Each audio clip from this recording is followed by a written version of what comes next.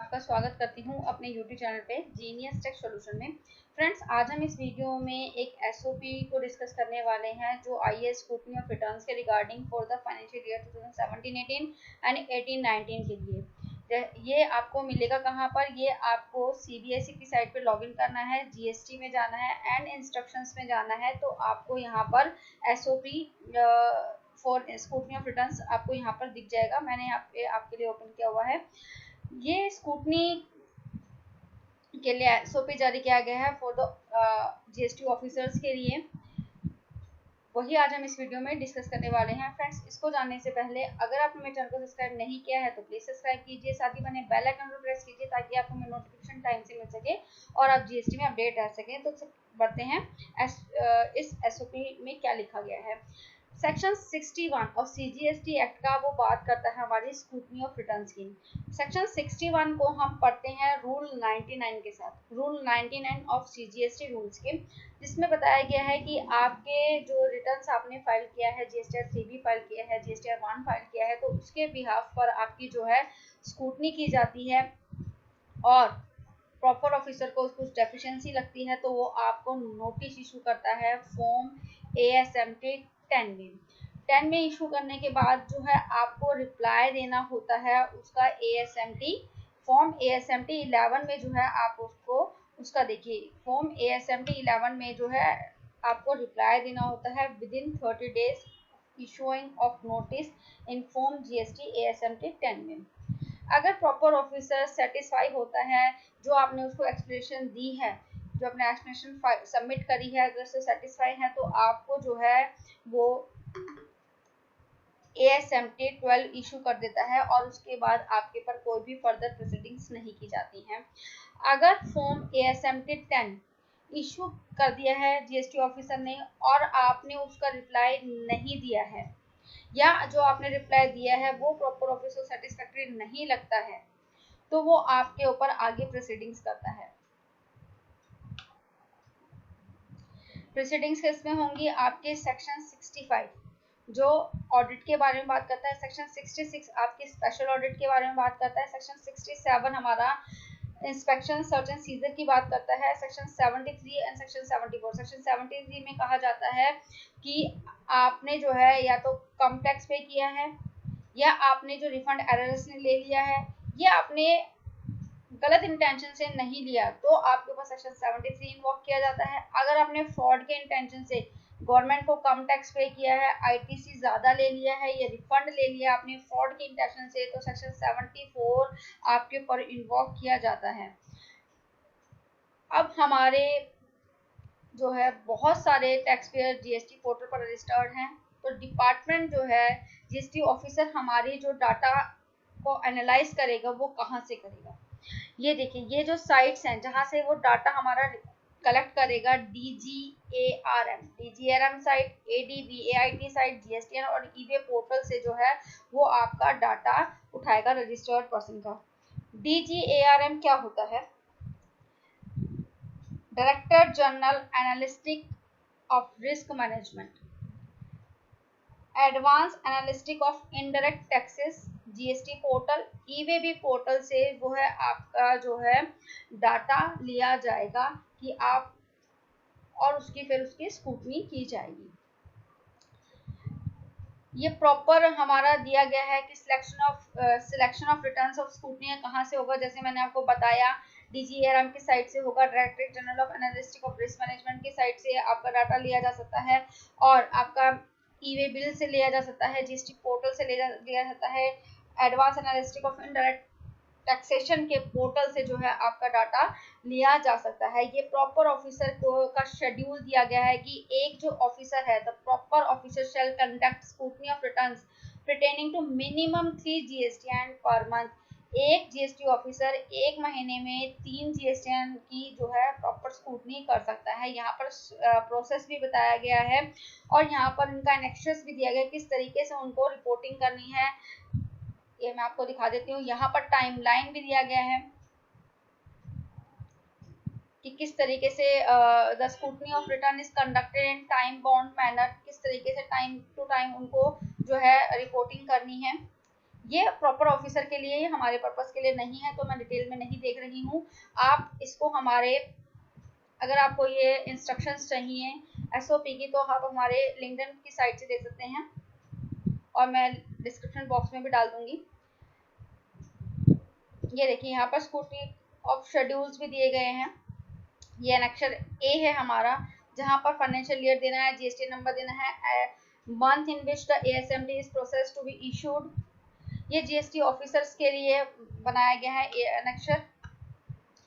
अब हम देखते हैं अनेक्शर बी। अनेक्शर बी में हमारा बताया गया है, पैरामीटर्स दिए गए हैं कि स्क्रूटनी किस तरीके से की जाएगी। क्या हम डिफॉल्ट करते हैं तो हमारी स्क्रूटनी की जाएगी। पॉइंट नंबर 1 में कहा गया है, tax liability on account of outward taxable supply other than zero rated, nil rated, exempt outward supply nil rated as declared in 3.1A and 3.1B। 3.1A में हम दिखाते हैं हमारी outward supply other than zero rated, और 3.1 में हम दिखाते हैं zero rated supply of form GSTR 3B may be verified with corresponding tax liability in respect of outward taxable supply in table 4 and table 5 and table 7.1। जो GSTR 1 में हमारा दिखाया गया उसका नेट ऑफ करके जो है हमने GSTR 3B में जो लायबिलिटीज दिखाई है वो हमारी सेम होनी चाहिए। अगर कोई डिफरेंस है, यानी हमने कोई शॉर्ट पे किया है, तो उस पर भी हमारे पास नोटिस आ सकता है, हमारी स्क्रूटनी हो सकती है।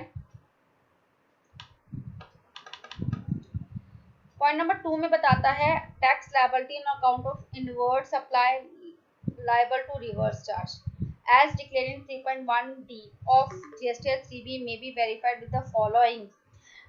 आपने जो GSTR 3B में जो हम लायबिलिटीज दिखाते हैं अगेंस्ट द RCM, जो भी आपकी परचेज होती है अनरजिस्टर्ड, मतलब जो रजिस्टर्ड पर्सन है, जैसे जीटी की सर्विस हो गई या एडवोकेट की सर्विस हो गई, तो इस पे RCM की लायबिलिटीज अराइज होती हैं। तो इसमें जो टैक्स है वो रेसिपिएंट को देना होता है, वो हम अपना दिखाते हैं GSTR 3B की 3.1 के कॉलम नंबर डी में हम दिखाते हैं आरसीएम की लायबिलिटीज।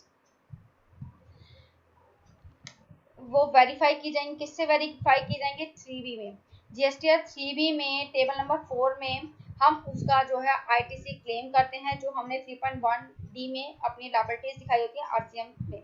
अगर उसमें कुछ डिफरेंस होता है तो आपके ऊपर जो है स्क्रूटनी हो सकती है आपके रिटर्न्स की, आपने गलत टैक्स पे कर दिया, कम पे किया है।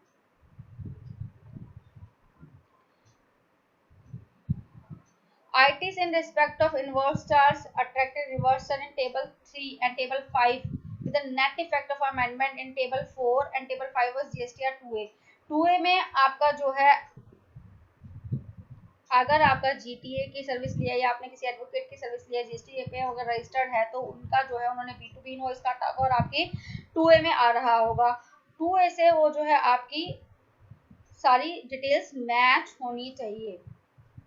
तो यही कहा गया है, in respect of inward supply attracting reverse charge received from a registered person, the detail of corresponding invoice, debit note, credit note are communicated in table 3 and table 5 of GSTR 2A।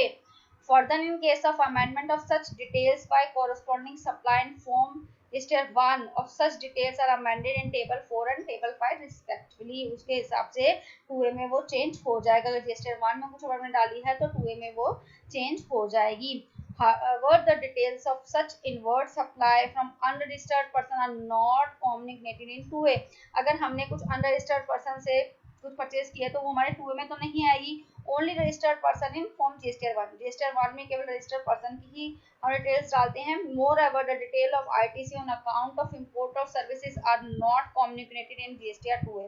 जो हमारी import of services होती हैं वो हमारे 2A में नहीं आती हैं। As such reverse charge supply declared in 3.1D of form GSTR 3B cannot be less than the inward supply attracting reverse charge in form GSTR 2A। 2A से कम नहीं होनी चाहिए।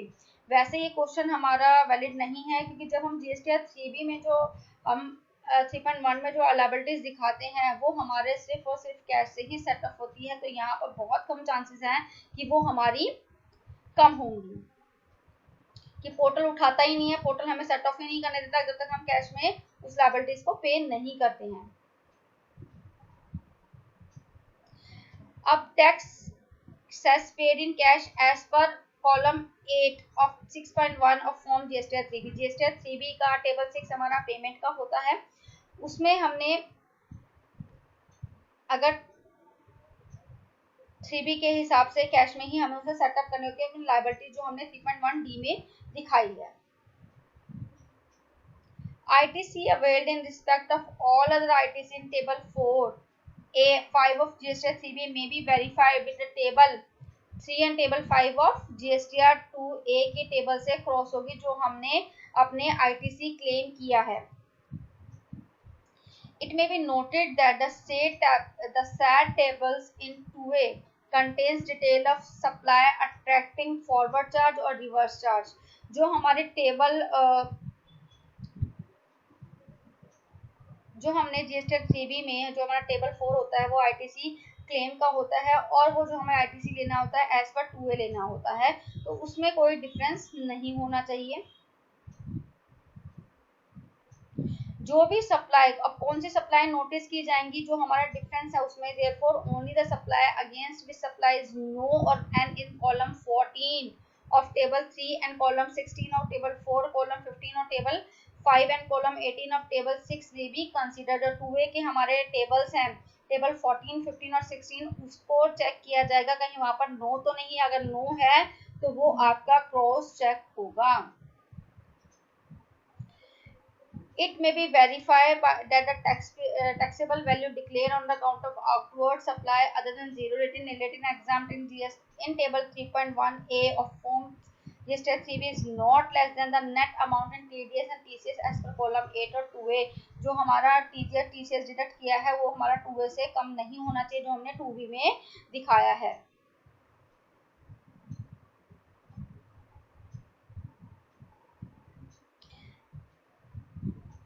Liabilities on account of outward supply in 3.1A and 3.1B form GSTR 2B should be verified with the tax liability as declared in e-way bill portal से भी आपकी जो है e-way bill से भी आपकी जो है टैक्स लायबिलिटीज जो सप्लायर्स को है चेक किया जाएगा और लायबिलिटीज चेक की जाएंगी कहीं आपने कम तो पे नहीं किया है। ये मोस्ट डेंजरस पॉइंट है, point number 7, claim of ITC in respect of supplies from taxpayers whose registration has been cancelled retrospective। अगर आपने कोई ऐसे रजिस्टर्ड पर्सन से कोई परचेज ली है जो जिसका रजिस्ट्रेशन कैंसिल हुआ है तो आप उसका आईटीसी क्लेम नहीं कर सकते हैं, वो आपको आईटीसी रिवर्सल करना होगा क्योंकि एज पर एक्ट को वैलिड नहीं माना जाएगा। अगर आपका रजिस्ट्रेशन कैंसिल हो चुका है रेट्रोस्पेक्टिव डेट से तो आपका वो आईटीसी वैलिड नहीं होगा। Ineligible ITC availed in invoice debit note issued by the supplier who had not filed their GSTR 3B return for the relevant tax period। जो हमारे GSTR 2A आता है वो हमारी आती है एज पर GSTR 1। जिस भी सप्लायर ने GSTR 1 फाइल की है कॉरेस्पॉन्डिंग सप्लायर के जो है 2A में शो होगा, लेकिन अगर उसने 3B फाइल नहीं की है और गवर्नमेंट को टैक्स पे नहीं किया है तो वो आपका ITC इनएलिजिबल माना जाएगा। आप पॉइंट नंबर 9 हमें कहता है whether GSTR 3B of the tax paid is filed after the date of availment of ITC in respect of invoice debit note as per section 6 subsection 4। In such case no ITC shall be availed in the return। Section 16 हमें बात करता है eligibility of ITC के, section 4 हमें time limit की बात करता है। किसी भी फाइनेंशियल ईयर का हमें नेक्स्ट फाइनेंशियल के सितंबर मंथ तक हम आईटीसी क्लेम कर सकते हैं। अगर उसके बाद आपने क्लेम किया है तो वो आईटीसी आपका वैलिड नहीं माना जाएगा, आप क्लेम नहीं कर सकते हैं टाइम पार होने के बाद।